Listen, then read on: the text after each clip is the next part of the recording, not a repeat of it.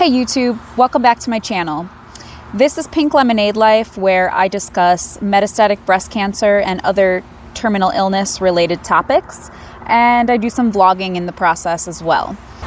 Today's talk is going to be for co-survivors. So if you are somebody who is caring for a person with a terminal illness or metastatic breast cancer or early stage breast cancer, this video will be for you. I wanted to originally do a video that was about specifically tips for caregivers, but my co-survivor, my boyfriend John, he suggested that I do a video that was more from the patient's perspective. So that is what I know most about, my experience. So I'm going to share with you my experience on having a terminal illness and being in a relationship. I think there's some important things that you need to know if you're a caregiver, and specifically if you live with that person. So stay tuned. I'm going to help you out. Tip number one is define expectations. Some conversations are just going to be inherently difficult. Maybe you're going to talk about treatment options. I'm assuming you're watching this right now because you understand how difficult cancer can be. On a relationship, on the patient, it is not easy stuff. And I haven't been having the easiest time lately with my emotions. I've been depressed, but also really angry. And I don't know what to do with my anger. And sometimes I want to vent, but I'm really particular about who I vent to.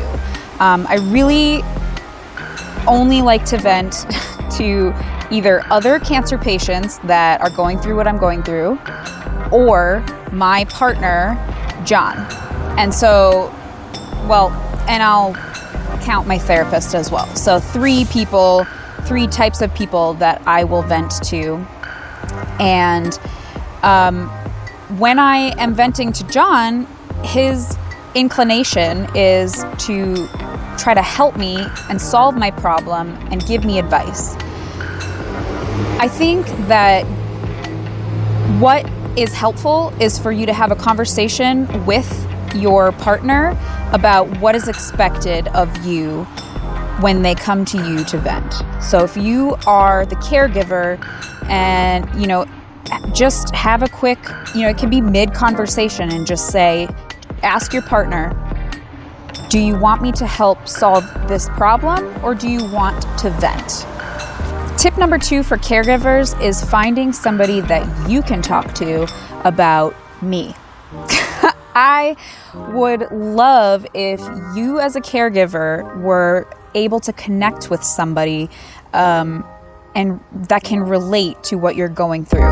That does not mean that I want you to vent to my parents. I want you to find somebody who has a partner with metastatic breast cancer, as specific, as closely related to your partner's disease as you possibly can, because it'll make you feel better to relate. If you can't find somebody that's local and close to you, you may be able to find somebody in an online forum.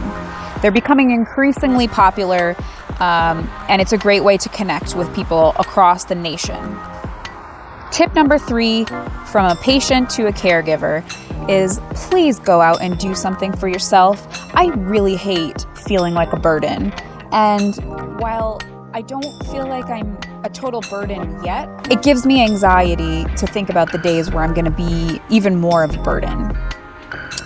But I know that I'm an emotional drain sometimes. I know that I have such high, strong emotions, anxiety, and depression that weighs on a person. And I also just want you to live your life. It is hard to be the caregiver 100% of the time. Sometimes you need to be taken care of. And regardless of whether or not the patient in your life is able to reciprocate some of that care, you need to be able to go and live your life and have fun and have good experiences. We do not want you to suffer. We do not want you to lose out on things that you love doing. And I think sometimes people really want to stay close. They don't want to leave the side of the person who's ill. That's not sustainable. And you need to give yourself permission to take some space and do something fun for yourself. Even if that thing is just leaving the house for an hour while you go run errands. Maybe that doesn't sound fun, but that alone time, just being completely free of obligation is so important for your relationship. What you can do if you're in a situation that is difficult, if it's difficult for you to leave, you'll need to find somebody who can step in and be there for the patient while you're away. You can organize a schedule so that somebody can be on a regular basis, kind of relieving you of your responsibilities. And I have to imagine that most patients are going to be more than happy that you're doing that, because we do not want to feel like a burden. And it hurts us to see you guys giving up so much for us. So please, this is me giving you permission to go have a good time. I'm gonna be okay if you leave for a little bit. Okay, my last tip, and arguably my most important tip, is every once in a while, can you please share some emotions with me? I'm talking about the really hard ones. Sometimes I feel like I'm on planet crazy or depression island, and I just want to know that somebody else is as scared as me or as worried. I don't want that to be all the time. I don't need somebody who is reflecting back my fears, but I want to know that this journey makes you sad too. Just every once in a while. Tell me you're sad, tell me you're angry. If you want to cry, you can cry. Being constantly calm, cool, and collected about it, after a while, makes me feel like you don't understand me. I want to know that you care about me and you're worried too, sometimes. Otherwise, I feel like I'm going through it alone. People don't talk about how hard it is to maintain a good relationship with somebody that's got a terminal illness. So never forget that you are doing something that's extremely hard. It's okay to get into fights about it. It's okay to have bumps in the road.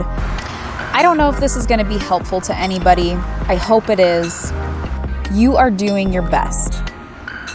Just by watching this video, you're doing your best. I hope this helps somebody out there.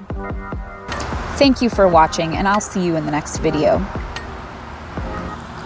I did not shower today, and my hair's disgusting, and I'm not wearing any makeup, and I feel gross. Bye.